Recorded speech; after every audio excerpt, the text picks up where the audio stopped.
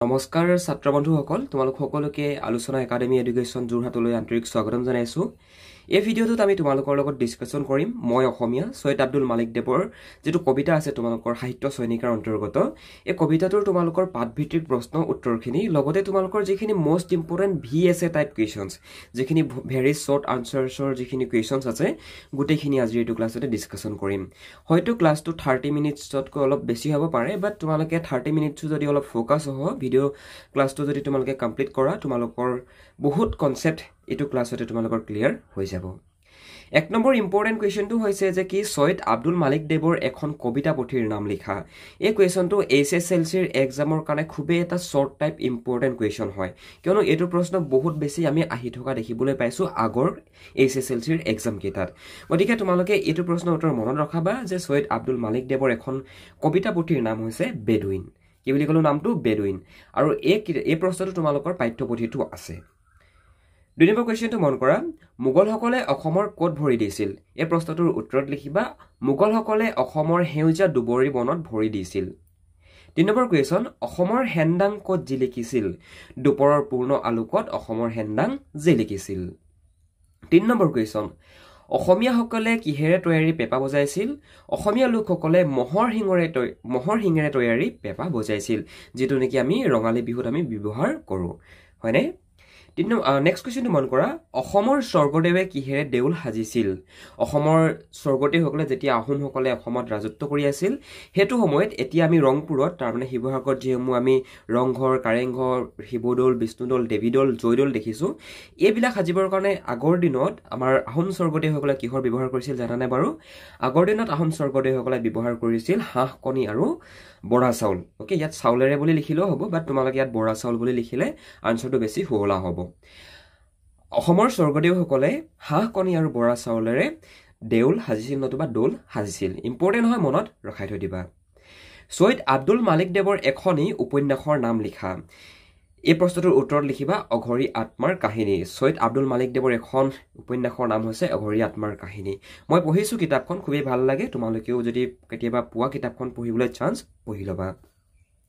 সৈয়দ আব্দুল মালিক দেৱৰ এখনি গল্পপুথিৰ নাম লিখা সৈয়দ আব্দুল মালিক দেৱৰ এখন গল্পপুথিৰ নাম হৈছে পৰশমণি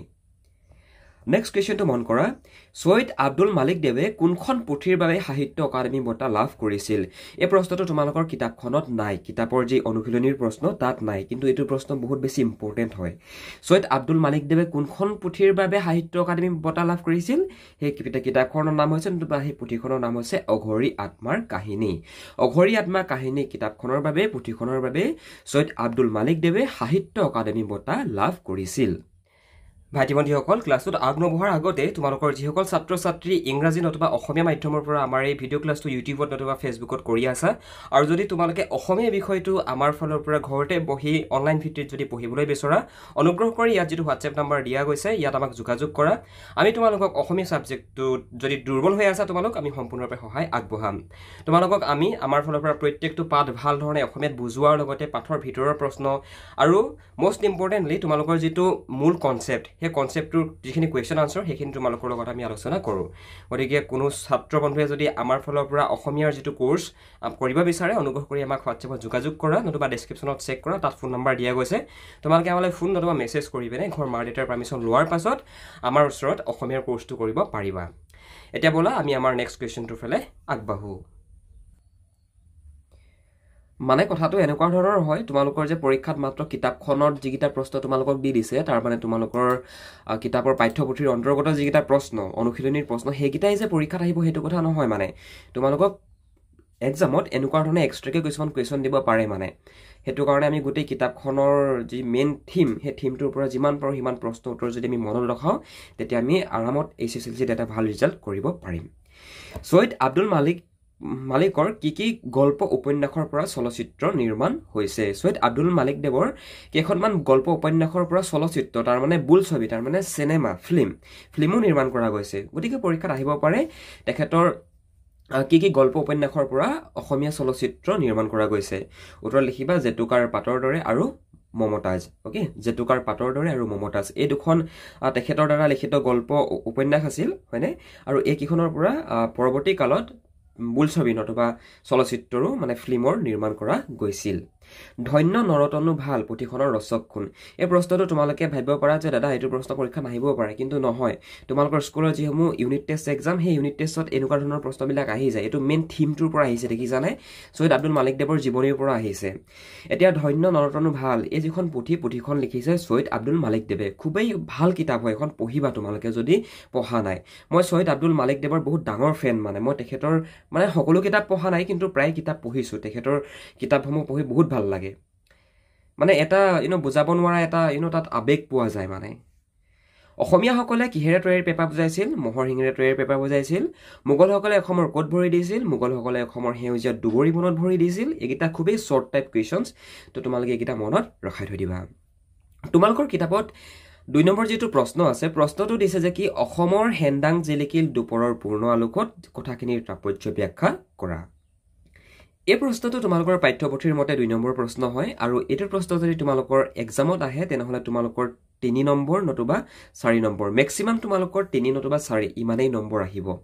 এতিয়া এনেকুৱা ধৰণৰ প্ৰশ্নবিলাক তোমালোকে মুখস্থ কৰিব পাৰিবা মুখস্থ কৰিব নোৱাৰা এনেকুৱা ধৰণৰ প্ৰশ্ন উত্তৰ কৰিবলৈ যাওঁতে তোমালোকৰ আন্ডাৰষ্টেণ্ডিংটোৰ প্ৰয়োজন হ'ব যে কথাষাৰে কি বুজাই আছে অসমৰ হেন্দাং জিলিকিল দুপৰৰ পূৰ্ণ আলোকত এই কথাষাৰে কি বুজাই আছে আমি পয়েমটোৰ পাৰ্সপেক্টিভৰ পৰা আমি কি পাইছো এটো কথা মানে ডিপেন্ড কৰে গম পাইছানে মোগলসকলে অসম বিজয়ৰ অৰ্থে মহাপৰাক্ৰমী মনোবলেৰে আহি সসৈন্যে এদিন অসমত ভৰি দিলেহি মোগলসকলে অসম জয় কৰিবৰ কাৰণে আহিছিলে হয়নে আৰু হেতু সময়ত মোগলৰ আমাৰ মানে আমি যদি ভাৰতবৰ্ষৰ প্ৰেক্ষাপটত চাবলৈ যাওঁ তেনেহলে ভাৰতবৰ্ষৰ প্ৰায় 70% ঠাইত মোগলৰ সাম্ৰাজ্য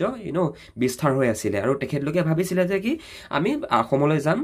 অসমলৈ গৈ অসমখন আমি আমাৰ নিজৰ অধীন কৰিম তেওঁলোকে ভাবিছিল যে অসমক সহজে নিজৰ অধীন কৰিব পাৰিব মোগলসকলে কি ভাবিছিল মোগলসকলে ভাবিছিল যে অসমখনক আমি অতি সহজেই নিজৰ অধীন কৰিব পাৰিম আৰু অসমত তেওঁলোকৰ শাসন চলিব তথা তেওঁলোকে সহজেই অসমত মোগলৰ সাম্ৰাজ্য স্থাপন কৰিব পাৰিব মোগলসকলে এনেকৈ ভাবিছিল মানে কিন্তু তেওঁলোকে অসমৰ সমৰ্থলিত ভৰি দিয়াৰ লগে লগেই দুপৰৰ পূৰ্ণ আলোকত অসমৰ অপৰাজয় হেন্দাং তেওঁলোকৰ সন্মুখত তীৰবিৰাই উঠিল এতিয়া ভাইটি ভণ্টিসকল ইয়াত যে তোমালোকক দেখুৱা গৈছে যে কি তেখেতলোক নতুবা মোগলসকল অসমৰ সমৰ্থলিত ভৰি দিয়াৰ লগে লগেই তাৰ মানে মোগলসকল অসমত যেতিয়া আহি পালেহি অসম আক্ৰমণ কৰিবলৈ আহি যেতিয়া অসম পালেহি তোমালোকে আমাৰ অসমৰ আমাৰ জাতীয় বীৰ আমি সকলোৱে জানো আমাৰ অসমৰ জাতীয় বীৰ কাক কোন বাৰু কোৱাচোন বাৰু তোমালোকে মনতে ভাবাচোন কোন লাচিত বৰফুকনদেৱ হয়নে আৰু তোমালোকে নিশ্চয় শৰাইঘাটৰ ৰণৰ বিষয়ে পঢ়ি আহিছা সো যেতিয়া মোগলসকল আহি পিনে আমাৰ অসম আক্ৰমণ কৰিবলৈ আহিলে যেতিয়া অসমত আহি উপস্থিত হলহি শৰাইঘাটত উপস্থিত হলহি তাৰ পৰৱৰ্তী পৰ্যায়ত কি কৰিছে বুলি ইয়াত কি লিখিছে মন কৰা তাৰ পৰৱৰ্তী পৰ্যায়ত দুপৰৰ পূৰ্ণ আলোকত অসমৰ অপৰাজয় হেন্দাং তেওঁলোকৰ সন্মুখত তীৰবিৰাই উঠিল তাৰ মানে ইয়াৰ দ্বাৰা কি বুজাইছে ইয়াৰ দ্বাৰা এইটো কথা বুজাইছে যে কি যেতিয়া মোগলসকল আমাৰ অসম আক্ৰমণ কৰিবলৈ আহিল যেতিয়া হৰাইঘাট পালেহি তেতিয়া অসমৰ ৰনুৱা বনুৱা অসমৰ ডেকা গাভৰু সকলোৱে নিজৰ মাতৃভূমিক ৰক্ষা কৰিবৰ কাৰণে নিজৰ দেশপ্ৰেমৰ স্বাৰ্থত মোগলৰ বিপক্ষে যুদ্ধ কৰিবৰ কাৰণে মোগলক বাধা দিবৰ কাৰণে তেখেতলোকৰ সন্মুখত মানে মোগলৰ সন্মুখত বুকু ফিন্দাই থিয় দিলেহি তো হেতু কথা বুজাইছে তোমালোকে আকৌ ইয়াত তোমাৰ দুপৰৰ পূৰ্ণ আলোকত অসমৰ অপৰাজয় হেন্দাং তেওঁলোকৰ সন্মুখত তীৰবিৰাই উঠিল ইয়াৰ মিনিংটো মই তোমালোকক যিখিনি কথা ক'লো ন মেইন থিমটো এইটোহে কিন্তু গম পাইছেনে তোমালোকে এতিয়া যদি বুজি পাই যোৱা যে কি এই যিটো লাইনটোৰ দ্বাৰা কি বুজাইছে তোমালোকে আৰামত লিখিব পাৰিবা হয়নে তো ইমান দখলকে আই থিংক বুজি পালা স্বাধীন অসমৰ পুৰুষ নাৰীয়ে আহি স্বদেশ ৰক্ষাৰ অৰ্থে ৰণক্ষেত্ৰত বুকু পাতি মোগলৰ বিৰুদ্ধে বীৰত্বৰে থিয় দিলেহি আৰু মোগল সৈন্যই তেতিয়া ৰাজ্যব্য মানিলে এয়াই তোমালোকৰ 2 নম্বৰ প্ৰশ্নটোৰ উত্তৰ তাৰ মানে ভাইটি ভণ্টিসকল দুপৰৰ অসমৰ হেন্দাং জিলিকিল দুপৰৰ পূৰ্ণ আলোকত তাৰ মানে এইটো কথা বুজাইছে যেতিয়া প্ৰবল পৰাক্ৰমী মোগল আহি যেতিয়া আমাৰ অসম পালেহি যেতিয়া শৰাইঘাট পালেহি তাৰ পৰৱৰ্তী পৰ্যায়ত আমাৰ অসমৰ ৰনুৱা বনুৱা ডেকা গাভৰু সকলোৱে মিলি নিজৰ মাতৃভূমিক নিজৰ মাতৃভূমিক ৰক্ষা কৰিবৰ কাৰণে নিজৰ মাজত থকা যি স্বদেশ প্ৰেমৰ ভাৱ ফুটাই উঠাই মোগলৰ বিৰুদ্ধে যুদ্ধ কৰিবলৈ নতুবা মোগলক বাধা দিবলৈ বুকু ফিন্দাই থিয় দিলেহি হাতত তৰোৱাল লৈ হেতু কথাকে মানে এই যি খাৰী কবিতা অসমৰ হেন্দাং জিলিকিল দুপৰৰ পূৰ্ণ আলোকত এই খাৰীৰ দ্বাৰা বুজাব বিচাৰিছে আই থিংক বুজি পালা একেবাৰে ইজি হয় গম পাইছানে তোমালোকে মুখস্থ কৰিবলৈ নাযাবা মেইন পইণ্টটো বুজি পাবলৈ চেষ্টা কৰিবা একো নাই ক্লাছটো তোমালোকে 1 ঘণ্টাও যদি কৰা ন 1 আৱাৰো যদি তোমালোকে এই ক্লাছটো কৰা সেই 1 আৱাৰত তোমালোকে বহুত কথা শিকি যাবা গতিকে স্কিপ কৰি চোৱাতকৈ একেবাৰে 1 আৱাৰ লগাই পিনে তোমালোকে যদি চাই লোৱা তোমালোকৰ নিজৰ লাভ হ'ল তাত হয়নে নহয় ভাইটি ভণ্টিসকল ক্লাছটোত নবঢ়াৰ আগতে তোমালোকে যদি মেট্ৰিক পৰীক্ষাৰ কাৰণে প্ৰিপাৰেশ্যন চলাই আছা আৰু যদি তোমালোকে পাৰ্চনেল গাইডেন্স বিচৰা অসমীয়া ছাবজেক্টটোত হওক লাগে বেলেগ ছাবজেক্টত হওক লাগে তেনেহ'লে তোমালোকে আমাৰ ফালৰ পৰা যদি ইচ্ছা কৰা পঢ়িবলৈ পাৰিবা তোমালোকে আমাৰ লগত যদি জইন হৈ লোৱা আমি আহিব কোনখিনি কমন পৰিব তাৰ কুৱেশ্যন আনচাৰবিলাক কেনেকৈ লিখিব লাগিব আমি সকলোখিনি কথা আমি গাইড কৰি দিম ইয়াৰ কাৰণে তোমালোকে এই নাম্বাৰটোত ফোন এটা কৰা নতুবা ডেছক্ৰিপশ্যনত এখন ফৰ্ম আছে ফৰ্মখন ফিল আপ কৰি দিয়া আমি তোমালোকক নিজে যোগাযোগ কৰি ল'ম অল ৰাইট ভাইটি ভণ্টিসকল নেক্সট কুৱেশ্যনটো মন কৰাচোন যে অসমৰ পুৰুষ নাৰীয়ে কেনেদৰে ৰণলৈ ওলাই আহিছিল নিজৰ ভাষাৰে লিখা এইটো প্ৰশ্নটো এগেইন তোমালোকৰ এক্সামত আহিলে 3 নতুবা 4 মাৰ্কছ আহিব বেছি নাহে 3 নম্বৰ নতুবা 4 নম্বৰ আহিব এই প্ৰশ্নটোৰ উত্তৰত আমি কি লিখিছো মন কৰাচোন বাৰু ভাইটি ভণ্টিসকল মোগলসকলে অসম আক্ৰমণ কৰাৰ সময়ত অসম এখন স্বাধীন ৰাজ্য আছিল যেতিয়া মোগলসকলে অসম আক্ৰমণ কৰিছিল তেতিয়া আমাৰ অসমখন এখন স্বাধীন ৰাজ্য আছিল স্বাধীন এখন দেশ আছিল গম পাইছানে ইয়াৰ পুৰুষ নাৰী সকলোৱে আছিল একো এগৰাকী স্বাধীন মনা সাহসী বীৰ বীৰাংগনা আমাৰ অসমৰ পুৰুষ নাৰী সকলোৱে আছিল একো গৰাকী স্বাধীন মনা সাহসী বীৰ বীৰাংগনা আমি আমাৰ ইতিহাস অধ্যয়ন কৰিলে আমি এইটোৱে পাম হয়নে মোগলসকলে ধাৰণা কৰি আহিছিল যে অসম তথা কামৰূপ ৰাজ্যক অতি সহজেই মোগলৰ অধীন কৰি মোগল সাম্ৰাজ্যৰ প্ৰতিষ্ঠা কৰিব মোগলসকলে ভাবি আহিছিল যে কি যিহেতু হেতু সময়ত আমাৰ ভাৰতবৰ্ষৰ প্ৰায়বিলাক ঠাইতে মোগলৰ ৰাজ আছিলেই মোগলৰ সাম্ৰাজ্য বিস্তৃত হৈ আছিলেই হয়নে তেখেতলোকে এইটো কথা ভাবি আহিছিল যে কি আমি অসমলৈ যাম আমি নৰ্থ ইষ্টত যাম আমি অসমত গৈ পিনে আমি গুৱাহাটীখনকো তাৰমানে কামৰূপকো আমি আমাৰ নিজৰ অধীন কৰিম মোগলে মানে এনেকৈ ভাবি আহিছিল যে আমি অতি সহজেই আহোমসকলক হৰুৱাই অসমীয়া সৈন্য হৰুৱাই আমি অসমখন আমি নিজৰ অধীনত নিম মোগলে এনেকৈ ভাবি আহিছিল হয়নে কিন্তু যেতিয়া তেওঁলোক আহি অসমৰ সমৰথলীত উপস্থিত হ'লহি অসমৰ স্বাধীন চিতিয়া সকলো পুৰুষ নাৰীয়ে হাতত হেনদাং লৈ ইয়াত হেনদাং মানে গম পাইছানে তৰোৱাল আমাৰ আহোমসকলৰ আমাৰ আহোমসকলৰ যিখন তোমাৰ তৰোৱাল সেইখনক হেনদাং বুলি কোৱা হয় গম পাইছানে আহোমসকলৰ এই যি হেনদাং লৈ প্ৰবল প্ৰতাপী তথা পৰাক্ৰমী বুলি অহংকাৰ কৰা মোগল সেনাৰ সন্মুখত বীৰত্বৰে বুকু পাতি থিয় দিলেহি যেতিয়া মোগলসকলে আক্ৰমণ কৰিবলৈ আহি গুৱাহাটী পালেহি তোমাৰ শৰাইঘাট পালেহি শৰাইঘাট পোৱাৰ পিছত অসমৰ যি স্বাধীন চিতিয়া সকলো পুৰুষ নাৰী সকলোৱে প্ৰবল পৰাক্ৰমী অহংকাৰী যি মোগলৰ সন্মুখত মোগলক বাধা দিবৰ কাৰণে বীৰত্বৰে হাতত হেনদাং লৈ হাতত তৰোৱাল লৈ বুকু পাতি থিয় দিলেহি বুজি পাইছা ৰাজপুত বিজয়ী মোগলৰ সাহস বল পৰাক্ৰম নিমিষতেই নাইকিয়া হ'ল অসমৰ পুৰুষ নাৰীৰ বীৰত্ব দেখি মোগল সেনা পিছুৱাই গুচি গ'ল আৰু এটা কথা কি জানানে বাৰু মোগল সেনা হেতু সময়ত হৰা আৰু এটা কাৰণ আছে কিয়নো চোৱা আমাৰ অসমীয়া সৈন্যসকলে পানীতো যুদ্ধ কৰিব জানিছিল ওকে নাওলৈ কেনেকৈ যুদ্ধ কৰিব লাগে হেতু জানিছিল কিন্তু মোগলসকলে নাওলৈ যুদ্ধ কৰিব নাজানিছিল মানে গম পাইছানে যিহেতু অসমত তেখেতলোক যেতিয়া আহিছিল তেতিয়া শৰাইঘাট ৰণ হৈছিল হয়নে আৰু সেই শৰাইঘাটৰ ৰণতেই তোমাৰ মোগলসকলক আমাৰ আহোম সৈন্যসকলে তোমাৰ হৰুৱাইছিলে মানে গম পাইছা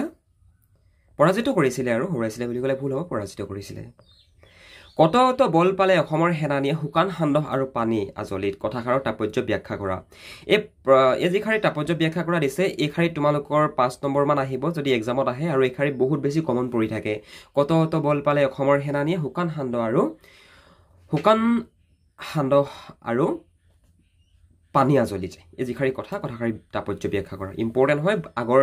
SSLCৰ এক্সামত এই শাৰী প্ৰায় আমি আহি থকা দেখিবলৈ পাইছোঁ অসম আক্ৰমণ কৰিবলৈ অহা প্ৰবল প্ৰতাপী মোগলসকল আহি পৰাক্ৰমেৰে অসমত আহি উপস্থিত হ'লহি আৰু তেওঁলোকে ভাবিছিল যে অসমীয়া লোকসকল বলহীন বীৰ্যহীন সেয়েহে মোগলে অতি সহজেই অসম জয় কৰি অসমত মোগল সাম্ৰাজ্যৰ প্ৰতিষ্ঠা কৰিব অসম আক্ৰমণ কৰিবলৈ যে মোগল আহিছিল মোগলসকলে এইটো কথা তেখেতলোকে ভাবি আহিছিল যে কি অসমীয়া লোকসকল বলহীন বীৰ্যহীন আৰু সেইবাবে অতি সহজেই মোগলসকলে আমাৰ অসমখন অধিকাৰ কৰিব পাৰিব অসম তথা কামৰূপ ৰাজ্য অতি সহজে মোগলৰ অধীন হ'ব তেওঁলোক যেতিয়া অসমৰ সমৰথলীত আহি উপস্থিত হ'লহি তেতিয়া অসমৰ স্বাধীন চিতিয়া সকলো পুৰুষ নাৰীয়ে ৰণচণ্ডী মূৰ্তি ধৰি হাতে হাতে হেনদাং লৈ মোগল সেনাৰ সন্মুখত বীৰত্বৰে বুকু পাতি থিয় হ'ল আৰু প্ৰবল পৰাক্ৰমেৰে যুঁজি মোগল সেনাক পৰাভূত কৰি অসমৰ মাটিৰ পৰা খেদি পঠিয়ালে তো তোমালোকে চোৱা ভাইটি ভণ্টিসকল এই এনেকুৱা ধৰণৰ যিখিনি প্ৰশ্নখিনি উত্তৰ কৰিবলৈ তোমালোকে কেইটামান পইণ্ট তোমালোকে যদি চোৱা গোটেইকেইটা আনচাৰতে ছেম টু ছেম দেখিবা মানে আৰু সেই পইণ্টকেইটা হৈছে যে কি মোগলসকলে কি ভাবি আহিছিল মোগলসকলে ভাবি আহিছিল যে কি অসমীয়া লোকসকল দুৰ্বল অসমীয়া অসমীয়া লোকসকল বলহীন বীৰ্যহীন অসমীয়া লোকসকল দুৰ্বল গতিকে আমি আমাৰ মানে মোগলসকলে এনেকৈ ভাবি আহিছিলে যে যিহেতু অসমীয়া লোকসকল দুৰ্বল আৰু সমগ্ৰ ভাৰতবৰ্ষতে মোগলৰ দপদপনিটো আছিলে ভাবি আহিছিলে যে কি অসমলৈকো যাম অসমখনক আমি অতি সহজেই আক্ৰমণ কৰি অসমখন আমি নিজৰ অধীনলৈ দিম কিন্তু যেতিয়া মোগলসকল শৰাইঘাট পালেহি যেতিয়া অসম পালেহি তেতিয়া মোগলসকলে কি দেখিলে মোগলসকলে দেখিলে যে কি অসমৰ সকলো পুৰুষ নাৰীয়ে ৰণচণ্ডী মূৰ্তি ধৰি হাতে হাতে হেন্দাং লৈ তাৰমানে অসমৰ সকলো পুৰুষ নাৰীয়ে নিজৰ মাতৃভূমিক ৰক্ষা কৰিবৰ কাৰণে নিজৰ মাতৃভূমিৰ স্বাৰ্থত মোগলক বাধা দিবৰ কাৰণে হাতত হেন্দাং লৈ হাতত তৰোৱাল লৈ মোগল সেনাৰ সন্মুখত মোগলক বাধা দিবৰ কাৰণে থিয় দিলেহি আৰু পৰৱৰ্তী পৰ্যায়ত প্ৰবল পৰাক্ৰমেৰে যুঁজি মোগল সেনাক আমাৰ অসমৰ মাটিৰ পৰা খেদি পঠিয়ায় হয়নে দেখিছানে একেবাৰে গোটেইকেইটা আনচাৰতে এইটো পইণ্ট আমি ছেম টু ছেম পাই আছো হয় নে নহয় কিন্তু তোমালোকে যেতিয়া আনচাৰটো কৰিবা একদম একজেক্টলি একে নিলিখিবা অকণমান মানে পইণ্টটো চেঞ্জ কৰি দিবা অকণমান কথাবিলাক ইফাল সিফাল কৰিবা আৰু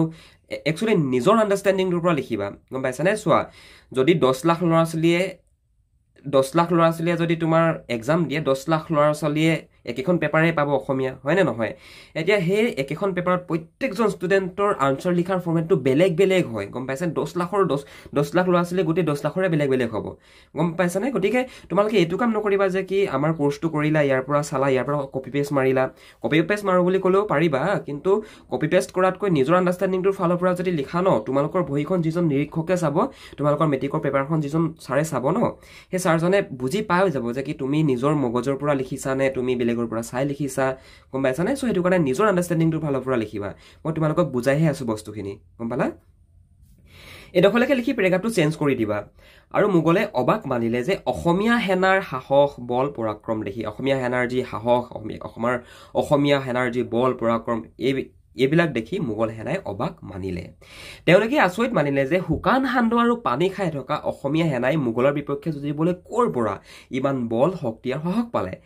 আমাৰ অসমীয়া জনজীৱনত আমাৰ সান্দহ বুলি এটা বস্তু আছে শুনিছানে বাৰু তোমালোকে এতিয়া বহাগ বিহু মাঘ বিহুটো আমি আমাৰ যদি তুমি কোনোবা আমাৰ মানুহৰ ঘৰলৈ যোৱা তোমাক সান্দহ দিব পিঠাগুড়ি দিব হয় নে নহয় এতিয়া চোৱা এইটো তেখেত চোৱা ইয়াত মানে কবিয়ে আমাক এইটো কথা বুজাব বিচাৰিছে যে কবিয়ে ইয়াত আমাক কি বুজাব বিচাৰিছে এনে তোমালোকে যদি মন কৰা এইটো দেখিবা যে শুকান সান্দহ আৰু পানী খাই থকা অসমীয়া লোকসকলে ইমান বল ক'ৰ পৰা পালে তাৰ মানে মোগলসকলে ভাবি আহিছিল যে কি অসমীয়া লোকসকল বলহীন গম পাইছানে যিহেতু চোৱা আমাৰ অসমীয়া আহোম লোকসকলৰ আহোম সাম্ৰাজ্যৰ সেইটো সময়ত অসমৰ বাদে আৰু ৰাজ্য বিস্তাৰৰ চিন্তা ভাৱনা একো নাছিল মানে কিন্তু মোগলসকলে যদি তোমালোকে চাবলৈ যোৱা তেনেহ'লে ভাৰতবৰ্ষৰ প্ৰায় 60-70% ঠাইত মোগলসকলৰ আছিলে মোগলসকলৰ তোমাৰ শাসন আছিলে গতিকে মোগলসকলে আমাক খুবেই দুৰ্বল বুলি ভাবি আছিল মানে গম পাইছানে সো সেইটো কথা বুজাব বিচাৰিছে মানে ইয়াত গম পালা অ'কে অসমীয়া সেনাৰ এনে বল শক্তি আৰু স্বদেশ প্ৰেম দেখি অসমবাসীক সেৱা জনাই মোগল সেনা চিৰদিনৰ কাৰণে অসমৰ পৰা গুচি গ'ল তো এইটো কথাকে আমাক 4 নম্বৰ যিটো প্ৰশ্ন কত বল পালে অসমৰ সেনানীয়ে শুকান সান্দহ আৰু পানী আজলিত ইয়াৰ দ্বাৰা বুজাব বিচাৰিছে আৰু এটা কথা জানানে বাৰু ভাইটি ভণ্টিসকল আমাৰ অসমীয়া জনজীৱনত যে সান্দহ আছে পিঠাগুড়ি আছে কোমল চাউল আছে হয়নে এইবিলাক সৃষ্টিৰ মাজতো কিন্তু এটা কাহিনী আছে গম পাইছানে এইবিলাক তোমালোকে পৰৱৰ্তী কালত যেতিয়া ডাঙৰ হ'বা যেতিয়া অসমীয়াত মেজৰলৈ পঢ়িবা হিষ্ট্ৰী পঢ়িবা নিজৰ আমাৰ অসমীয়া বুৰঞ্জীৰ বিষয়ে তোমালোকে অধ্যয়ন কৰিবা তেতিয়া বুজি পাবা মই অসমীয়া কবিতাটোত অসমৰ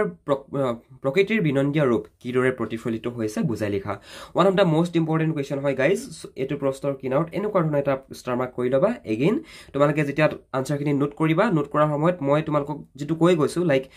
এইটো প্ৰশ্ন যদি তোমালোকৰ এক্সামত আহে তেনেহ'লে 4 या 5 ইমান মাৰ্কছৰ ভিতৰতে এইটো প্ৰশ্ন তোমালোকৰ আহিব আৰু 4 নতুবা 5 মাৰ্কছৰ কাৰণে ইমানখিনি লিখিলেও ছাফিচিয়েণ্ট হয় তোমালোকে মোবাইল নতুবা কম্পিউটাৰ স্ক্ৰীনত কাৰণে তোমালোকে এনেকৈ দেখি আছা কিন্তু বহীত যদি লিখিবলৈ যোৱা ন এটা পেজ আৰামত যাবগৈ তোমালোকৰ মই অসমীয়া কবিতাটোত অসমৰ প্ৰকৃতিৰ বিনন্দীয় ৰূপ অতি সুন্দৰভাৱে প্ৰকাশ পাইছে চৌদিশে ওখ ওখ পাহাৰে আগুৰি থকা অসমৰ বনৰ পাতত নিয়ৰৰ কণিকাবোৰ জংফাই মিনা কৰা আদিৰ দৰে জিলিকি থাকে ইয়াত এইটো কথা বুজাইছে আমাৰ অসম তথা আমাৰ যদি উত্তৰ পূৰ্বাঞ্চলৰ নৰ্থ ইষ্টৰ যদি আমি জিঅ'গ্ৰাফিকেল ষ্ট্ৰাকচাৰটো চাবলৈ যাওঁ আমি এইটো কথা দেখিম এতিয়া নৰ্থ ইষ্টত আমাৰ 7 সিষ্টাৰ এতিয়া ৰিচেণ্টলি 8 সিষ্টাৰ হ'ল ৰাইট এতিয়া অসম তথা নৰ্থ ইষ্টত যদি কোনোবা বাহিৰৰ মানুহ আহিব বিচাৰে আমাৰ মানে সেই মানুহজন কেনেদি সোমাব লাগিব গম পাইছানে বাৰু গুৱাহাটীয়েদি সোমাব লাগিব অসম হৈয়ে তোমাৰ অৰুণাচল যাব লাগিব অসম হৈয়ে নাগালেণ্ড যাব লাগিব অসম হৈয়ে মণিপুৰ যাব লাগিব অসম হৈয়ে মেঘালয় যাব লাগিব গম পাইছেনে কথাটো তো আমি যদি এইটো কথা চাওঁ দেখিবলৈ পাম যে কি আমাৰ অসমৰ চৌদিশে ওখ ওখ পাহাৰে আগুৰি আছে আবৃত হৈ আছে গুৱাহাটীখনটো গোটেইখন পাহাৰেই দেখোন হয়নে ওকে সো ইয়াত আৰু এটা কথা কৈছে মন কৰা অসমৰ বনৰ পাতত নিয়ৰৰ কণিকাবোৰ জং ফাই মিনা কৰা আদিৰ দৰে জিলিকি থাকে আৰু দুবৰীৰ পাততো মুকুতাৰ থোপাৰ দৰে নিয়ৰৰ টোপালবোৰ তিৰবিৰিয়াই থাকে অসমৰ ধূলিয়ে বালিয়ে হিচৰিত হৈ থাকে মূল্যৱান মৰকত মণি বুলি কোৱাৰ লগে লগে তোমালোকে এটা কাম কৰিবা তোমালোকৰ যিখন কিতাপখনৰ তোমালোকৰ শব্দ অৰ্থ এটা সেকশন আছে মন কৰিবাচোন সেই শব্দ অৰ্থ সেকশনটোত মন কৰিবা আৰু ইয়াত তোমালোকৰ যেটো মৰকত পাইছা মৰকত মণি মানে হৈছে এবিধ হেউজিয়া ৰঙৰ বাখৰ তোমালোকৰ কিতাপত লিখা আছে ওকে মৰকত মণি নৈ জান জুৰিৰ বালিত থকা সোণৰ চেকুৰাই চকুত তিৰবিৰণিৰ সৃষ্টি কৰে নৈ বিল খালত থকা হেন্দুৰৰ ফুট লোৱা নানান জাতৰ পুঠি মাছ আৰু ভেকুলিবোৰে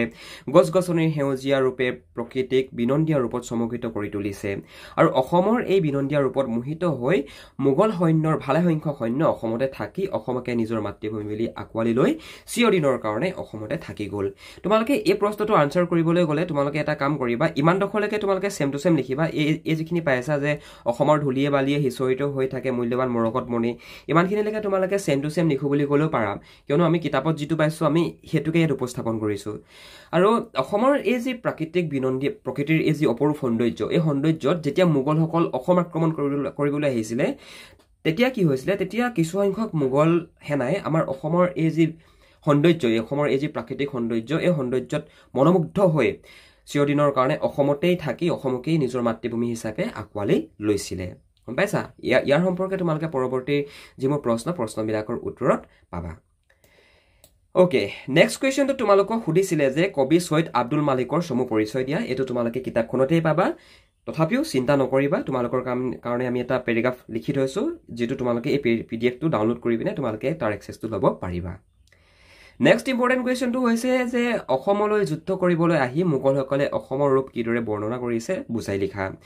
মোগলসকল একচুয়ালি অসমলৈ কিয় আহিছিলে মোগলসকল আহিছিলে অসমখন আক্ৰমণ কৰি নিজৰ হিহঁতৰ সাম্ৰাজ্য প্ৰতিষ্ঠা কৰিবৰ কাৰণে হয়নে অসমখনক নিজৰ অধীন কৰিবৰ কাৰণে ওকে তাৰ পৰৱৰ্তী পৰ্যায়ত মোগলসকলে অসমলৈ আহি অসমৰ যি ৰূপ কিদৰে বৰ্ণনা কৰিছে বুজাই লিখিব গৈছে এনেকুৱা ধৰণৰ প্ৰশ্নত ভাইটি ভণ্টিসকল ডাইৰেক্টলি 5 মাৰ্কসটো আহিবই ওকে অসম বিজয়ৰ অহা মোগলসকলে অসমৰ মনোমোহা ৰূপ দেখি খুবেই মনোমুগ্ধ নতুবা মুগ্ধ হৈ পৰিছিল মোগলসকলে অসমীয়া সেনাৰ হাতত পৰাজিত হৈ নিজ দেশলৈ উভতি যোৱাৰ সময়ত অসমলৈ উভতি চাই অসমৰ ৰূপ এনেদৰে বৰ্ণনা কৰিছে ইমানলৈকে লিখিবা এনেকৈ এডাল চিন ইয়াতে যি ধৰণে দিয়া আছে এনেকুৱা ধৰণে এডাল চিন দি ল'বা ওকে তাৰপৰা পেৰাগ্ৰাফটো চেঞ্জ কৰিবা তাৰমানে এনেকুৱা ধৰণৰ প্ৰশ্নবিলাকত যেহেতু তোমালোকৰ 5 মাৰ্কছৰ আহে 5 মাৰ্কছ আহে সো হেতু কাৰণে ইন্ট্ৰোডাকশনটো শৰ্টকে হলেও দি ললে ভাল মানে গম পাইছানে সো আমি ষ্টাৰ্টিংতে কি লিখিলো যে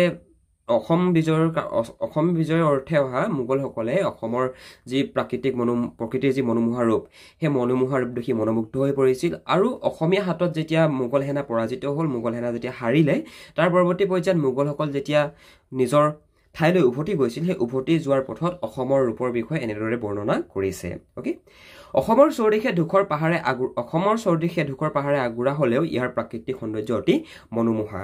গছ-গছনিৰ পাতবোৰ জং ফাই মিনা কৰাৰ দৰে ৰ'দৰ পোহৰত জাতিষ্কাৰ হৈ আছে দুবৰি বনৰ পাতৰ আগত থুপ খোৱা নিয়ৰৰ টোপালবোৰ মুকুতাৰ দৰে তিৰবিৰাই থাকে এতিয়া তোমালোকে যিটো সিজনত আমাৰ অসমত নিয়ৰ পৰে কুঁৱলী পৰে তোমালোকে যদি নিমন কৰা দেখিবা যেতিয়া নিয়ৰৰ টোপাল যেতিয়া হেৱালি গছ নতুবা যেতিয়া XYZ কিবা গছ এজোপাত নিয়ৰৰ টোপালটো পৰি থাকে সেই নিয়ৰৰ টোপালটো যেতিয়া সূৰ্যৰ ৰশ্মি পৰাৰ পিছত এটা তিৰবিৰণিৰ সৃষ্টি হয় হয়নে তোমালোকে যদি আৰ্লি মৰ্নিং সোনকালে উঠা তেতিয়া তোমালোকে এইবিলাক বস্তু দেখিবা তো সেইখিনি তো তাৰ দ্বাৰা কি বুজাইছে গম পাইছানে তাৰ দ্বাৰা এটোই বুজাইছে যে কি অসমৰ যিটো প্ৰাকৃতিক সৌন্দৰ্য সেই সৌন্দৰ্যটো কিমান বেছি মনোমোহা সেই কথাটোকে বুজাইছে অসমৰ যি প্ৰকৃতিটো কিমান সুন্দৰ ওকে আমাৰ যি প্ৰাকৃতিক অৱস্থা আমাৰ যি ওয়েডাৰটো কিমান বেছি বিউটিফুল ষ্ট্ৰং ওকে কিমান বেছি ধুনিয়া মনোমোহা হেতু কথা কি ইয়াত বুজাইছে ওকে অসমৰ ধুলি বালিত মুকুতা মৰকত আদি মিহলি হৈ থাকে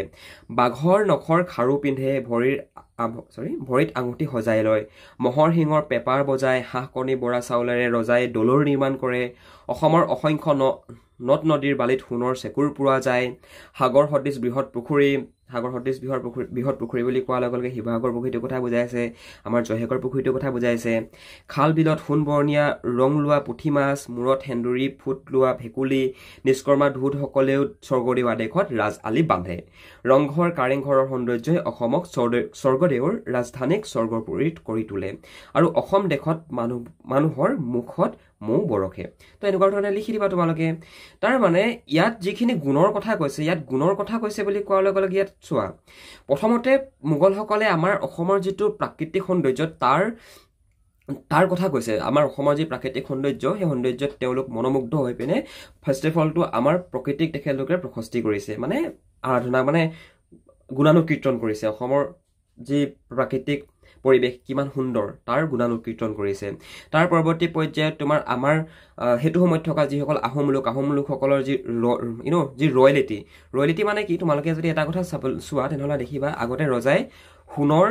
চৰিয়াত ভৰি ধুইছিলে। সোণৰ চৰিয়াত ভৰি ধোৱা মানে এটা কথা ভাবা কিমান বেছি ধনী আছিলে অসমখন। তো সেইটো কথা বুজাইছে মানে। ইয়াৰ লগতে আমাৰ অসমত কি কি বস্তু পোৱা যায়, উদাহৰণস্বৰূপে আমাৰ খাল বিলত তোমাৰ বিভিন্ন ধৰণৰ মাছ পোৱা যায়, হয়নে? আমাৰ অসমত সেইটো সময়ত যিসকল ধূত আছিলে, ধূতসকলেও স্বৰ্গদেউ আদেশত ডাঙৰ ডাঙৰ ৰাজ আলি বান্ধে। ধূত গম পাইছা, ধূদৰ আলিটো ক'ত আছে জানা? যিসকলে জানা আমাক তোমালোকৰ সেই যি তাত আক্স বুলি এটা কুৱেশ্যন ছেকশ্যন থাকে যে তাত আমাক ক'বা যে ধূদৰ আলি ক'ত আছে, যদি জানা। যদি নাজানা একো নাই, আমি তোমালোকক আমি যিখিনি তোমালোকক কুৱেশ্যন টাইপ দি যাওঁ ন, সেইখিনি তোমালোকক আমি পুনৰ তাত মানে সেই ছেকশ্যনটোত আমি সেইটো তাত আমি লিখি দিওঁ, তোমালোকৰ যিসকল ষ্টুডেণ্টে নোৱাৰা। ঠিক আছে? চ' সেইটো কথাকে বুজাইছে। আৰু লগতে আমাৰ অসমৰ লোকসকল জানাই অতিথি পৰায়ণ হয়। কোনোবা যদি অতিথি আহে খুবেই ভাল ব্যৱহাৰ কৰে, ভাল অভ্যৰ্থনা কৰে, হয়নে? আৰু অসমীয়া লোকসকলৰ মুখত মৌ বৰষে বুলি কৈছে, অৰ্থাৎ অসমীয়া লোকসকলৰ মুখখন খুবেই মিঠা। তো সেইটো কথাকে বুজাইছে, হয়নে? অলৰাইট, অসমৰ এনে মোহনীয় অপৰূপ ৰূপত মোহ গৈ কিছুসংখ্যক মোগল সেনা নিজ দেশলৈ উভতি নগৈ অসমকে নিজৰ মাতৃভূমি বুলি আঁকোৱালি লৈ চিৰদিনৰ কাৰণে অসমত থাকি গ'ল। তোৰ কনক্লুজনটো তোমালোকে এনেকুৱা ধৰণে দুটা লাইনত দি দিবা, 5 মাৰ্কছ আৰামত পাই যাবা। অলৰাইট, এতিয়া তোমালোকৰ বাবে ইম্পৰ্টেণ্ট 4 শাৰী ব্যাখ্যা কৰা আছে, আৰু এই ব্যাখ্যা কৰাৰ 4 শাৰীৰ ভিতৰৰ এশাৰীটো তোমালোকৰ এক্সামত আহেই। গতিকে এই 4 শাৰী তোমালোকক যে এতিয়া বুজোৱা হ'ব, এই কেইশাৰী ভাল ধৰণে ফ'কাছসহ চাবা। 1 নম্বৰটো হৈছে মোগলে এবাৰ পালে শকতিৰ নৱ পৰিচয়, দেশ প্ৰাণ মুক্ত প্ৰাণ অসমৰ স্বদেশ ভকতি। ইয়াৰ ব্যাখ্যা কৰিবলৈ গ'লে আমি এনেকুৱা ধৰণে কৰিম। তোমালোকক আগৰ 2-3টা ক্লাছত আমি শিকাই আহিছোঁ যে কি ব্যাখ্যা কৰাৰ কিছুমান ফৰ্মেট থাকে। ফৰ্মেটটো এনেকুৱা ধৰণৰ যে ষ্টাৰ্টিঙতে আমি কি কৰিম যে এই কবিতাশাৰী আমি ক'ৰ পৰা আনিছোঁ তাৰ ইন্ট্ৰডাকশ্যনটো দিম, যে উদ্দিত কবিতা ফাঁকি নতুবা উক্ত কবিতা ফাঁকি বুলি লিখিলেও ভুল নহয়, সেইটো শুদ্ধ। অ'কে, উক্ত কবিতা ফাঁকি আমাৰ পাঠ্যপুথিৰ অন্তৰ্গত সুপ্ৰসিদ্ধ গল্পকাৰ, ঔপন্যাসিক তথা কবি ছৈয়দ আব্দুল মালিক দেৱৰ দ্বাৰা ৰচিত মই অসমীয়া কবিতাটিৰ পৰা তুলি অনা হৈছে। এনেকুৱা ধৰণে তোমালোকে ষ্টাৰ্টিংটো কৰিবা। 2 নম্বৰ পইণ্টত আমি কি লিখিছোঁ? 2 নম্বৰ পইণ্টত আমি লিখিছোঁ যে কি কবিতা ফাঁকিৰ জৰিয়তে মোগলসকলে অসম আক্ৰমণ কৰাৰ সময়ত সেনাই দেখুওৱা বল পৰাক্ৰম আৰু স্বদেশ প্ৰেমৰ কথা এই উক্ত কথাফাঁকিৰ জৰিয়তে প্ৰকাশ কৰা গৈছে। তাৰপিছত আচল মেইন পইণ্টটো আহিব, আৰু এই এনেকুৱা ধৰণৰ যিবিলাক ব্যাখ্যা কৰা অনলি 4 মাৰ্কছৰ আহে, বেছি নাহে। 5 নম্বৰটো আজিকালি নিদিয়ে, প্ৰায় 4 মাৰ্কছৰে আহে তোমালোকৰ ব্যাখ্যা কৰাবিলাক। চ' 4 মাৰ্কছৰ কাৰণে ইমানখিনি লিখিলেও চাফিচিয়েণ্ট হয়। মোগলসকলে অসম আক্ৰমণ কৰিবলৈ আহোঁতে ভাবি আহিছিল যে কি অসমীয়া লোকসকলক তেওঁলোকে অতি সহজেই পৰাস্ত কৰি অসম দখল কৰিব আৰু অসমত মোগল সাম্ৰাজ্যৰ প্ৰতিষ্ঠা কৰিব। অসমীয়া সেনা তথা পুৰুষ নাৰীৰ দেশ প্ৰেম, স্বদেশ ভক্তি আৰু শক্তিৰ কথা তেওঁলোকে অনুমানেই কৰিব পৰা নাছিল। তাৰমানে ইয়ালৈকে কি বুজিলা? মোগলসকলে ভাবি আহিছিল যে কি অসমখন আমি অতি সহজে অধিকাৰ কৰিব পাৰিম, আৰু মোগলসকলে এইটো কথা ভাবি অহা নাছিল যে কি অসমীয়া লোকসকলৰ, অসমীয়া পুৰুষ নাৰীৰ যি দেশ প্ৰেম, অসমীয়া পুৰুষ নাৰীৰ যি স্বদেশ ভক্তি, শক্তি, তাৰ বিষয়ে মোগলসকলে কিন্তু কোনো অনুমান কৰিব পৰা নাছিল। অসম আক্ৰমণৰ সময়ত যেতিয়া মোগলসকলে দেখিলে যে নিজ মাতৃভূমি ৰক্ষাৰ কাৰণে মৃত্যুকো সাৱটি ল'বলৈ কোনো অসমীয়া পুৰুষ নাৰীয়ে ভয় নকৰে, অসমীয়া সেনাৰ অসীম বীৰত্ব তথা সাহসৰ সন্মুখত তেওঁলোক তিষ্ঠ দিব নোৱাৰি অহা বাটেৰে উভতি যাবলগীয়া হ'ল। তো অসম আক্ৰমণৰ সময়ত যেতিয়া মোগলসকলে দেখিলে যে কি নিজৰ মাতৃভূমি নিজৰ দেশখনক ৰক্ষা কৰিবৰ কাৰণে অসমৰ পুৰুষ নাৰীয়ে যি ধৰণে তোমাৰ হাতত হেন্দাং লৈ ওলাই আহিলে, যেতিয়া বুকু ফিন্দাই মোগলৰ সন্মুখত নিৰ্ভয়ে মানে ভয় নকৰাকৈ নিৰ্ভয়ে থিয় দিলে থিয় দিয়াৰ পিছত মোগলসকলে তাজ্জব্য মানিলে মানে মোগলসকলে আচৰিত খালে গম পাইছানে আচৰিত খোৱা মানে কি মোগলসকলটো পৰৱৰ্তী পৰ্যায়ত সিহঁতে আমাৰ অসমখন এৰি পিনে পলাবলগীয়া হ'ল হয়নে নহয় ওকে যে মোগলসকলে এইটো বস্তু দেখিলে যে কি অসমীয়া লোকসকলে নিজৰ মাতৃভূমিক নিজৰ দেশক ৰক্ষা কৰিবৰ কাৰণে মৃত্যুকো সাৱটি ল'বলৈ কোনো কুণ্ঠাবোধ নকৰে কোনো ভয় নকৰে কুণ্ঠাবোধ নকৰে হয়নে অসমীয়া সেনাৰ এই যি অসীম বীৰত্ব তথা সাহস ইয়াৰ আগত মোগলসকল তিষ্ঠিব নোৱাৰি অহা বাটেৰে তেওঁলোক পুনৰ নিজৰ ঠাইলৈ উভতি গুচি গ'ল হয়নে উভতি যাবলগীয়া হ'ল মানে বুজি পালা 1 নম্বৰ পইণ্টটো দেখিছা ভাইটি ভণ্টিসকল কিমান ইজি হয় মাত্ৰ তোমালোকক এজন বুজাই দিয়া মানুহ লাগে হয়নে ওকে ভাল লাগে তোমালোকৰ লগত কথাবিলাক পাতি আৰু তোমালোকে যে ইমান মৰম কৰা আমাৰ ক্লাছবিলাকত ভাল লাগে মানে সেইটো কাৰণে ওকে নেক্সট কুৱেশ্যনটো মন কৰা দুবৰীৰ পাতে পাতে মুকুতাৰ থোপা গছকত ভাগে মৰকত হাতীৰ দাঁতেৰে কৰে খৰ্মৰ চোলা ভৰি ধুৱে পোৱালৰ ভৰা দলঙত এই শাৰী আমাক ব্যাখ্যা কৰিব কৈছে এগেইন আমি এই শাৰীৰ ষ্টাৰ্টিংটো আগৰটোৰ দৰেই কৰিম যে এই শাৰী ক'ৰ পৰা অনা গৈছে উক্ত নতুবা উদ্ধৃত কবিতা ভাগি আমাৰ পাঠ্যপুথিৰ অন্তৰ্গত সুপোষিত গল্পকাৰ উপন্যাসিক তথা কবি সৈয়দ আব্দুল মালিক দেৱৰ দ্বাৰা ৰচিত মই অসমীয়া কবিতাটোৰ পৰা তুলি অনা হৈছে এনেকুৱা ধৰণে আমি ষ্টাৰ্টিংটো কৰিম তাৰপিছত আমি মেইন কি পইণ্টকেইটাৰ ফালে আগবাঢ়িম যে অসমখন যে প্ৰাকৃতিক সম্পদৰে অতি চহকী এই কথা উক্ত কথাভাগিৰ জৰিয়তে কবিয়ে প্ৰকাশ কৰিছে হয়নে তাৰপৰা আমি পেৰাগ্ৰাফটো চেঞ্জ কৰি লিখিম অসমৰ প্ৰাকৃতিক সৌন্দৰ্যৰ লগতে অসমৰ যি প্ৰাকৃতিক সম্পদ সেই সম্পদবোৰ দেখি অসম দখল কৰিবলৈ অহা মোগলসকল আচৰিত হোৱাৰ লগতে মোহিত হৈ পৰিছিল কিয় মোহিত নতুবা আচৰিত হৈ পৰিছিল অসমৰ প্ৰাকৃতিক বিনন্দীয় ৰূপ দেখি হয়নে অসমৰ প্ৰকৃতিৰ বিনন্দীয় ৰূপ দেখি তেখেতলোকে দেখিছিল যে অসমৰ ভূমিত ৰাতিপুৱা সূৰ্যৰ পোহৰত দুবৰি বনত পৰি থকা নিয়ৰৰ টোপালবোৰ মুকুতাৰ থোপাৰ দৰে জিলিকি উঠে মূল্যৱান সম্পদৰে ভৰা অসমৰ ধূলি বালিত মৰকত বাখৰৰ দৰে মূল্যৱান বস্তু পৰি থাকে আৰু গছকত সেইবোৰ প্ৰায় ভাঙি যায় হাতীৰ বহুমূলীয়া দাঁতৰ পৰা খৰমৰ চোলা সাজে আৰু অসমৰ এনে চহকী অৱস্থা দেখি মোগলসকল মোহিত হৈ পৰিছিল হেতু সময়ত আমাৰ অসমখন খুবেই ধনী আছিল মই তোমালোকক অকমান আগতে এটো কথা কৈছিল যে কি আগতে আমাৰ আহোম স্বৰ্গদেউসকলে সোণৰ চৰিয়াত ভৰি ধুইছিল সোণৰ কাঁহীত ভাত খাইছিল গম পাইছানে বাৰু তো ইমেজিন কৰি লোৱা কিমান বেছি ধনী আছিল অসমখন সো অসমৰ এই যে অসমখনৰ প্ৰাকৃতিক সম্পদৰাজিৰ লগতে অসমৰ প্ৰাকৃতিক সম্পদৰাজি বুলি কোৱাৰ লগতে লগে কি বুজিলা অসমৰ নদীত আগতে সোণ পোৱা গৈছিল সোৱণশিৰি নদী নিশ্চয় তোমালোকে নামটো শুনিছা অসম হৈছে এখন নদীমাতৃক ৰাজ্য হয় নে নহয় অসমত নদী অসমত তুমি যেনিয়ে যোৱা লাগে প্ৰত্যেকখন ডিষ্ট্ৰিক্টতে এখন নহয় এখন নদী পাবাই অসমখন এখন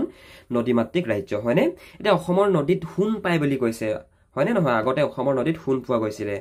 লগতে অসমৰ যি প্ৰাকৃতিক সৌন্দৰ্য সেই সৌন্দৰ্যত মনোমুগ্ধ হৈ কবিতাটোত মোগলসকলে এনেকুৱা ধৰণে মানে কবিতাটোত মানে অসমৰ যি প্ৰাকৃতিক সৌন্দৰ্য দেখি মোগলসকল কেনেকৈ মনোমুগ্ধ হৈছিল ইয়াৰ সম্পৰ্কে মানে কবিয়ে উল্লেখ কৰিছে গম পাইছানে ইয়াৰ লগতে তোমাৰ অসমৰ যি চহকী অৱস্থা সেই অৱস্থা দেখি মোগলসকলে তাজ্জব্য মানিছিলে যে সোণৰ চৰিয়াত যদি কোনো স্বৰ্গদেৱে ভৰি ধুৱে তেনেহ'লে নিজে ইমেজিন কৰিলে কিমান বেছি ধনী আছিলে অসমখন অলৰাইট নেক্সট শাৰী মন কৰা তোমালোকৰ কিতাপত দিয়া আছে কিতাপত পঢ়ি ল'বা মই এনেই পঢ়ি নাথাকোঁ তোমালোকৰ এনে টাইমটোহে ৱেষ্ট হ'ব এগেইন তোমালোকে ষ্টাৰ্টিংটো এনেকুৱা ধৰণে কৰিবা যে উক্ত কবিতা ভাগি ক'ৰ পৰা তুলি অনা গৈছে গম পালাই একেখিনিকে বাৰী কৈ থকা আই থিংক প্ৰয়োজন নাই তোমালোকক ওকে অসমৰ প্ৰাকৃতিক সম্পদ আৰু বিনন্দীয় ৰূপত মুগ্ধ হৈ কেনেদৰে অসম আক্ৰমণ কৰিবলৈ অহা মোগল পৰাজিত হৈ নিজ দেশলৈ উভতি যাবলগীয়া হোৱাত কিছুসংখ্যক মোগল সৈন্য যেতিয়া অসমত থাকি গ'ল তাৰেই কথা এই কবিতা ভাগিৰ জৰিয়তে প্ৰকাশ কৰিছে কবিতা ভাগি কি আছিলে মুহ গ'ল দূৰণিৰ বিদেশী মোগল অসমত যেতিয়া দেখিলে সৰগৰ ৰূপ বিনন্দীয়া অসমত বন্দী হ'ল অসমৰ ৰূপ মুগ্ধ দূৰৰ মোগল আহি হ'ল অসমীয়া তাৰমানে যেতিয়া মোগলসকলে অসম আক্ৰমণ কৰিবলৈ আহিছিলে তেতিয়া কিছুসংখ্যক মোগল অসমৰ প্ৰকৃতিৰ যি বিনন্দীয়া ৰূপ অসমৰ প্ৰাকৃতিক যি সৌন্দৰ্যতা সেই সৌন্দৰ্যতাত মনোমুগ্ধ হৈ নিজৰ দেশলৈ উভতি নগৈ অসমতেই থাকি অসমখনকে নিজৰ মাতৃভূমি হিচাপে তেখেতলোকে স্বীকাৰ কৰি লৈছিলে আৰু সেইটো কথাকেই আমাক এই কবিতা ভাগিৰ জৰিয়তে প্ৰকাশ কৰিব বিচাৰিছে কবিয়ে হয়নে অসম আক্ৰমণ কৰিবলৈ আহি বিদেশী মোগল সেনাই অসমৰ প্ৰাকৃতিক সম্পদৰাজি আৰু প্ৰাকৃতিক সৌন্দৰ্যৰ বিনন্দীয়া ৰূপ দেখি মুগ্ধ হৈ পৰিছিল স্বদেশ প্ৰেম অসমীয়া স্বদেশ প্ৰেমী হ'ব লাগিছিলে দেই স্বদেশ প্ৰেমী অসমীয়াৰ বীৰত্বৰ আগত তৃষ্টিব নোৱাৰি পৰাজয় বৰণ কৰি মোগল সেনা চিৰদিনৰ কাৰণে কোনোদিন অসম আক্ৰমণ কৰা সাহস নকৰি উভতি যাবলগীয়া হ'ল যদিও তাৰে একাংশ মোগল সেনা অসমৰ বিনন্দীয়া ৰূপত মুগ্ধ হৈ সেই ৰূপত বন্দী হৈ স্বদেশলৈ উভতি নগৈ অসমতে থাকি অসমকে নিজৰ মাতৃভূমি হিচাপে আঁকোৱালি লৈ অসমীয়া হৈ পৰিলে অসমৰ বিনন্দীয়া ৰূপ আৰু প্ৰাকৃতিক সম্পদে তেওঁলোকৰ নিজ জন্মভূমিৰ কথা পাহৰাই অসমীয়া হ'বলৈ বাধ্য কৰালে মই তোমালোকক অকমান যে 2-3 মিনিটৰ আগতে এটা এক্সপ্লেনেশ্যন দি আহিছিলো তো সেইটো কথাকে ইয়াত মানে আমি লিখিছো হয়নে যেতিয়া মোগলসকল পুনৰ এবাৰ বুজাই দিছো তোমালোকক যেতিয়া মোগলসকল অসম আক্ৰমণ কৰিবলৈ আহিছিলে তেতিয়া মোগলসকলৰ কিছু সংখ্যক মোগল অসমতে থাকি গ'ল অসমতে কিয় থাকি গ'ল অসমৰ যি প্ৰাকৃতিক সৌন্দৰ্য সেই সৌন্দৰ্যত মনোমুগ্ধ হৈ অসমতে যিসকল মোগল অসম আক্ৰমণ কৰিবলৈ আহিছিলে তাৰে একাংশ মোগল সেনা অসমতে থাকি গ'ল অসমৰ এই যি প্ৰাকৃতিক সৌন্দৰ্যত মনোমুগ্ধ হৈ অসমতে থাকি গ'ল আৰু কালক্ৰমত অসমতেই থাকি অসমখনকে নিজৰ মাতৃভূমি হিচাপে আঁকোৱালি ল'লে আৰু নিজৰ জন্মভূমিৰ কথা পাহৰি যায় আৰু পৰৱৰ্তী সময়ত তেখেতলোক অসমৰে অসমীয়া হৈ পৰে তো সেইটো কথাকে আমি এডোখৰতে লিখিছো একেবাৰে ভাইটি ভণ্টিসকল ইজি কনচেপ্ট হয় মাত্ৰ তোমালোকে অকমান নিজৰ স্পেলিংবিলাক শুদ্ধ কৰিবা আৰু অলপমান নিজৰ আণ্ডাৰষ্টেণ্ডিংটোৰ ফালৰ পৰা HSLC এক্সামত লিখিবা একো নাই তোমালোকে যদি এই ক্লাছটো HSLC এক্সামৰ 6-7 মাহৰ আগতেও কৰি আছা HSLC তোমালোকৰ যিদিনাখনে এমআইএল থাকিব আছামিজ থাকিব তাৰ আগদিনাখনে তোমালোকে 6-7 ঘণ্টা এক্সট্ৰাকে উলিয়াই কুৱেশ্যন আনসাৰ মডিউল কেইটা চাই যাবা আৰামত তোমালোকৰ 80+ গুচি আহিব যদি তোমালোকে আগৰ পৰা অলপমান নিজে যদি প্ৰেক্টিচ কৰি থোৱা ওকে অলৰাইট ভাইটি ভণ্টিসকল নেক্সট কুৱেশ্যনটো মন কৰা জীৱনে মৰণে মই চিৰদিন অসমীয়া দেশ প্ৰাণ মন জীয়াই থাকোঁতে মই অসমৰে অসমীয়া মৰিলেও বৰিৰ ৰম লম অসমৰ অমীয়া বৰণ আই থিংক ইমান ডখৰলৈকে তোমালোকক এক্সপ্লেইন কৰাৰ দৰকাৰ নাই মেইন পইণ্টটো আমি ডিছকাশ্যন কৰোঁ মোগলসকলৰ অসম আক্ৰমণৰ সময়ত পৰাজিত মোগল সৈন্যৰ একাংশ সৈন্যই অসমৰ প্ৰাকৃতিক সৌন্দৰ্য আৰু সম্পদ তথা অসমৰ মানুহৰ মাত কথাত মোহিত হৈ স্বদেশলৈ ঘূৰি নগৈ অসমকে নিজৰ মাতৃভূমি হিচাপে মনে প্ৰাণে গ্ৰহণ কৰি অসমীয়া হৈ থাকি ৰৈ গ'ল আৰু সেইসকলৰ বংশধৰে এতিয়া অসমৰে অসমীয়া হৈ অসমকে নিজ মাতৃভূমি আৰু জন্মভূমি বুলি সেৱা কৰি আহিছে মোগলসকলৰ যিসকল সৈন্য নিজৰ স্বদেশলৈ উভতি নগৈ অসমত থাকি গৈছিল তেখেতলোকৰ বংশধৰসকলে বৰ্তমানো অসমত বাস কৰি আছে আৰু তেখেতলোক য'ৰ পৰা আহিছিলে সেই দেশৰ কথা পাহৰি বৰ্তমান অসমতে থাকি অসমৰে অসমীয়া হৈ তেখেতলোকে সেৱা কৰি আহিছে আৰু সেইসকলৰ বংশধৰ কবিয়েও নিজকে খাটি অসমীয়া বুলি কৈ পিনে গৌৰৱ কৰিছে আৰু মাতৃভূমি অসমত তেওঁ চিৰদিন অসমীয়া হৈ থাকি আৰু মৰিলেও এই অসমতেই তেখেতে পুনৰ জন্ম ল'বৰ কাৰণে ইচ্ছা কৰিছে অসমতে থাকি অসমক সেৱা কৰিছে কবিয়ে লগতে তেখেতে চিৰদিন অসমৰে অসমীয়া হৈ থাকি মৰাৰ পিছতো যেন তেখেতে পুনৰ অসমতেই জন্ম লয় অসমতে যেন তেখেতে পুনৰ আহি জন্ম লয় তো ইয়াৰে তেখেতে মনে প্ৰাণে ইচ্ছা কৰিছে অসমীয়া দেহ প্ৰাণ মন লৈ জীৱনে মৰণে তেওঁ অসমৰে অসমীয়া বুলি কৈ ইয়াত অফুৰন্ত আনন্দ পায় আই থিংক ইমান ডখৰলৈকে বুজি পালা অলৰাইট নেক্সট কেইটামান তোমালোকৰ বাবে খুবেই অলপ লং টাইপ 5 মাৰ্কছৰ কেইটামান ইম্পৰ্টেণ্ট কুৱেশ্যন আছে এক নম্বৰটো হৈছে যে কি মই অসমীয়া কবিতাটোত কবিয়ে অসমীয়া জাতিৰ বীৰত্ব আৰু পৰাক্ৰমক কিয় প্ৰশংসা কৰিছে তোমাৰ নিজৰ কথাৰে বুজাই লিখা এতিয়া ভাইটি ভণ্টিসকল এনেকুৱা ধৰণৰ প্ৰশ্নবিলাকৰ আনসাৰ কৰিবলৈ মই তোমালোকক দুটামান ফৰ্মেট শিকাই দিছো মন কৰা সো ফাৰ্ষ্ট অফ অল তোমালোকে কি লিখিবা ফাৰ্ষ্ট অফ অল তোমালোকে মোগলসকলৰ কথা লিখিবা যে মোগলসকল কেনেকুৱা আছিল মোগলসকল আছিল বহুত প্ৰবল পৰাক্ৰমী মানে খুবেই প্ৰবল পৰাক্ৰমী আছিল কিয়নো সেইটো সময়ত ভাৰতবৰ্ষত যদি কিবা ডাঙৰ শক্তি আছিল সেয়ে আছিল মোগল শক্তি ওকে মোগল শক্তি আৰু মোগলসকলে এইটো কথা ভাবিছিল যে কি মোগলসকলৰ নিচিনা শক্তি ভাৰতবৰ্ষৰ ক'তো নাই গতিকে তেখেতলোকে আহি অসমতো তেখেতলোকে অসমখনকো সহজেই অধিকাৰ কৰিব সো তেখেতলোকে তেনেকৈ ভাবি আছিলে হয়নে তো ফাৰ্ষ্ট অফ অল তোমালোকে ইমান ডখৰলৈকে ইয়াত যিখিনি লিখা আছে সেইখিনিকে লিখিবা কিন্তু কথাটো বুজি লোৱা প্ৰথমতে কি বুলি ক'লো মই তোমালোকক মোগলসকলে এইটো কথা ভাবিছিল যে কি আৰু এইটো কথা সত্যও আছিল মোগলৰ নিচিনা ডাঙৰ শক্তি সেইটো সময়ত ভাৰতবৰ্ষৰ হিন্দুস্তানৰ ক'তো নাছিল গতিকে মোগলে এইটো কথা ভাবি আছিল যে কি অসমলৈ আহি অসমখনক অতি সহজেই তেখেতলোকে নিজৰ অধীন কৰি ল'ব হয়নে কিন্তু দুৰ্দান্ত পৰাক্ৰমী মোগল যেতিয়া তেখেতলোকৰ সেই যিটো মনোবল যে আমাক কোনো হৰাব নোৱাৰে সেই মনোবলেৰে অসমৰ মাটিত যেতিয়া ভৰি দিলেহি তেতিয়া বহিৰাগত আক্ৰমণ সহ্য কৰিব নোৱাৰা কাৰো ওচৰত হিৰ নত নকৰা দেশৰ স্বাধীনতা ৰক্ষাৰ কাৰণে প্ৰাণ ত্যাগ কৰিবলৈ কোনো ভয় নকৰা অসমীয়া পুৰুষ তিৰোতাই হাতত হেন্দাং লৈ যেতিয়া ৰণচণ্ডী মূৰ্তিৰ সৰি মোগল সেনাৰ সন্মুখত যেতিয়া থিয় দিয়েহি তেতিয়া প্ৰবল প্ৰতাপী মোগল সেনাৰ বুকু কঁপি উঠিল তাৰ মানে মোগলসকলে এইটো ভবা নাছিলে যে কি অসমলৈ যোৱাৰ পিছত অসমীয়া লোকসকলৰ অসমীয়া মহিলাসকলে অসমীয়া পুৰুষসকলে যে আমাক এনেকৈ বাধা দিব মানে মোগলসকলক তেনেকৈ পৰাস্ত কৰিব ভবা নাছিলে মানে হয়নে আৰু অসমৰ এই পুৰুষ মহিলাৰ ৰণচণ্ডী মূৰ্তি দেখি মোগল সেনাই পৰাজয় বৰণ কৰি পিছ হুকি যাবলৈ বাধ্য হয় এই কাৰণে অসমীয়া জাতিৰ বীৰত্ব আৰু পৰাক্ৰমক কবিয়ে প্ৰশংসা কৰিছে সেইটো সময়ত মোগল সেনাৰ তুলনাত অসমীয়া সেনা কমো আছিলে বহুত তাকৰ আছিলে তথাপিও মোগলক আমাৰ অসমীয়া সেনাই পৰাস্ত কৰি খেদি পঠিয়াইছিলে গম পাইছা এইবিলাক কাৰ কাৰণে সম্ভৱ হৈছিল জানা এইবিলাক সম্ভৱ হৈছিল আমাৰ জাতীয় বীৰ লাচিত বৰফুকনদেৱৰ কাৰণে নেক্সট কুৱেশ্যন মন কৰা কবিয়ে কিয় মৰাৰ পিছতো পুনৰ অসমতে জন্ম ল'ম বুলি ভাবিছে বুজাই লিখিবা যে মোগলসকলে অসম আক্ৰমণ কৰিবলৈ আহি অসমীয়া মানুহৰ বীৰত্ব দেখি বিস্মিত হৈছিল অসমীয়া পুৰুষ তিৰোতাৰ মাজত থকা স্বদেশ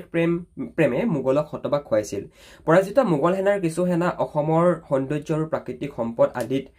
মুগ্ধ হৈ অসমত থাকি পাছলৈ হাড়ে হিমুজে অসমীয়া হৈ পৰিল আৰু তেওঁলোক অসমীয়া সংস্কৃতিৰ লগত একাকাৰ হৈ পৰিল অসমীয়া জাতিৰ বীৰত্বৰ সেই বিজয় গাথা আজিও যেন অক্ষুণ্ণ হৈ আছে আৰু কবিয়ে সেয়ে অসমৰ বাবে যুঁজিব খুজিছে আৰু অসমৰ বাবে মৰিব খুজিছে মৰিলেও যেন এনে গৌৰৱপূৰ্ণ ইতিহাস বিজড়িত অসমতে পুনৰ অসমীয়া হৈ জন্ম যেন কবি হয় তো তাকেই কবিয়ে ইচ্ছা কৰিছে নতুবা কবিয়ে তাকে ইচ্ছা কৰিছে মানে কি কবিৰ মানে এইটো স্পৃহা আছে যে কি মই যদি মই মৰাৰ পিছতো পুনৰ অসমতে অসমীয়া হৈ যেন জন্ম হওঁ মই সেইবুলি মানে কবিয়ে ইচ্ছা প্ৰকাশ কৰিছে কবিতাটোৰ জৰিয়তে বুজিলা হয়তো তোমালোকক ইয়াত যেটো লিখা আছে মই হয়তো তোমালোকক বেলেগ এষাৰ কথাও ক'ব পাৰোঁ কিন্তু মিনিংটো একেটাই হয় মই তোমালোকক বুজাইহে আছো বস্তুখিনি তোমালোকে কুৱেশ্যন আনসাৰখিনিতো তোমালোকে কৰবাত গৈ পিনে দোকানত গৈ কিতাপখন কিনি নিলেও পাই যাবা ওকে নেক্সট আহিলে তোমালোকৰ মই অসমীয়া কবিতাটোৰ সাৰাংশ লিখা এতিয়া মই অসমীয়া কবিতাটোৰ সাৰাংশ তোমালোকক অত সময় মই যিমানখিনি কথা এক্সপ্লেইন কৰিলো সেইখিনি কথাকেই তোমালোকক মই অসমীয়া কবিতাটোৰ ইয়াতে হুমুৱাই দিছে তোমালোকক এক্সট্ৰা এক্সপ্লেনেশ্যনৰ প্ৰয়োজন নাই মই তোমালোকক লাষ্ট 30 মিনিটছত যিমানখিনি কথা ক'লো গোটেইখিনি কথা ইয়াতে লিখা আছে মানে গতিকে এইখিনি তোমালোকে এবাৰো যদি বহিখনত লিখি লোৱা আৰামত তোমালোকৰ সাৰাংশটো মনত থাকি যাব মই তোমালোকক অত সময় যিখিনি কথা বুজালো সেইখিনি কথাই তোমালোকক ইয়াতে উপস্থাপন কৰা আছে কিন্তু তোমালোকে কি পইণ্টছ বিলাক চাবা যে ষ্টাৰ্টিঙত কোনখিনি কথা আমি অন্তৰ্ভুক্ত কৰিছো কোনটো পেৰাগ্ৰাফত আমি কোনখিনি কথা ইয়াত লিখিছো সেইখিনি কথা নিজে চাবা সেইখিনি তোমালোকে নিজে চালেই পাৰিবা আৰু এটা কথা মনত ৰাখিবা তোমালোকৰ এক্সামত প্ৰথম যিকিটা পাৰ্ট আছে পাৰ্টকিটাৰ কিন্তু তোমালোকৰ এক্সামত মূলভাৱ লিখিবলৈ সাৰাংশ লিখিবলৈ আহিবই মই অসমীয়া জিকিৰ বৰগীত প্ৰশস্তি দৃষ্টান্তৰ এটা পয়েমৰ আহিবই গতিকে তোমালোকে গোটেইকিটা পয়েমে ভাল ধৰণে চাই থৈ দিবা প্ৰত্যেকটো এক্সামতে আহে মানে হেতু ওকে মই অসমীয়া কবিতাটোত অসমৰ অতীত গৌৰৱৰ চিনাকি কিদৰে ফুটি উঠিছে বুজাই লিখা এটো তোমালোকৰ হোমৱৰ্ক হয় তোমালোকে এটো আমাক কৰি দেখাবা যদি তাৰ পিছতো বুজি নোপোৱা আমি তোমালোকৰ এক্সট্ৰা যিকিটা সৰু মডিউল থাকে সৰু মডিউল কিটা তোমালোকৰ বাবে আমি এই কোৱেশ্চন কিটা তাতে এড কৰি দিম ওকে বাকি তোমালোকৰ কেইটামান ইয়াতে ভাব বিষয় আছে ভাব বিষয় কিটা তোমালোকৰ কিতাপতে দিয়া আছে ওকে তো পাৰিবা কিতাপতে দিয়া আছে কিতাপৰ পৰা চাই পিনে কিটা কৰিবা কিতাপৰ পৰা ইয়াতে অনা গৈছে মানে okay Alright, thank you so much for watching this class guys. যদি কিবা বুজি নোপোৱা থাকিলে obviously আমাক সুধিব পাৰা আমি তোমালোকক সম্পূৰ্ণৰূপে সহায় আগবঢ়াম. Thank you.